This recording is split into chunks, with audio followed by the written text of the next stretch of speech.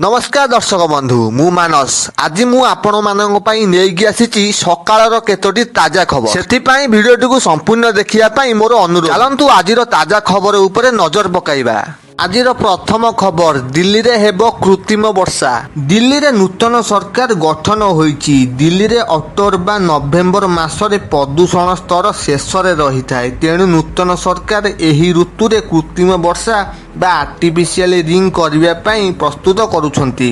Artificial वर्षा करिबा द्वारा किछि दिन पई स्नो एवं प्रदूषण रु मुक्ति मिली परिबो।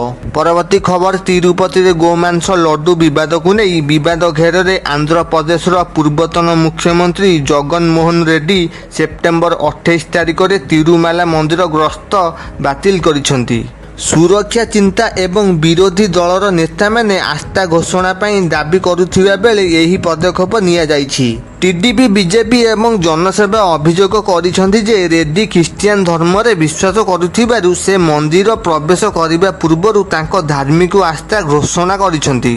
परवर्ती खबर सेप्टेम्बर मास शेष होबाकू जाउछि, आउ मात्र गोटे दिन पर आरंभ हेबो वर्षर 10म मास अक्टोबर मास। तेबे नुआ मास सांगकू अनेक नुआ परिवर्तन मध्य देखिबा पई मिलिबो। विभिन्न विभाग रे परिवर्तन नै आसीबो अक्टोबर मास।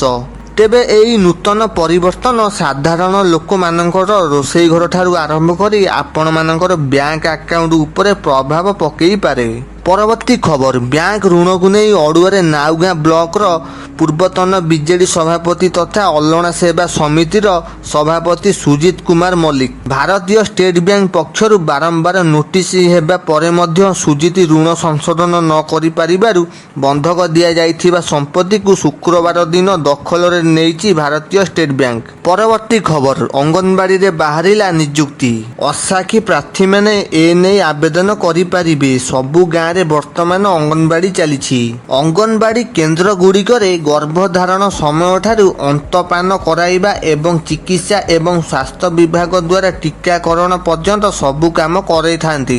नरपाला रे 9टी, अनंतपुर ग्राम रे 10टी, टाडी पाटी रे 14टी एवं गुटी रे 5टी, उराभा कोंडी रे 12टी और कल्याणपुर रे 6टी, कानकालू रे 5टी एवं रामदुर्गम रे 2टी पदवी खाली अछि।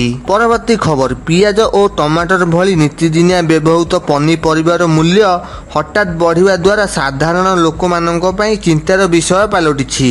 एही दर वृद्धि सेमानक पकेट रे एक बड़ बोझ परि लदी जाउछि। गत वर्ष अपेक्षा चलित वर्ष आलू और पियाजर दर पाखापाखि 50% बढ़िछि।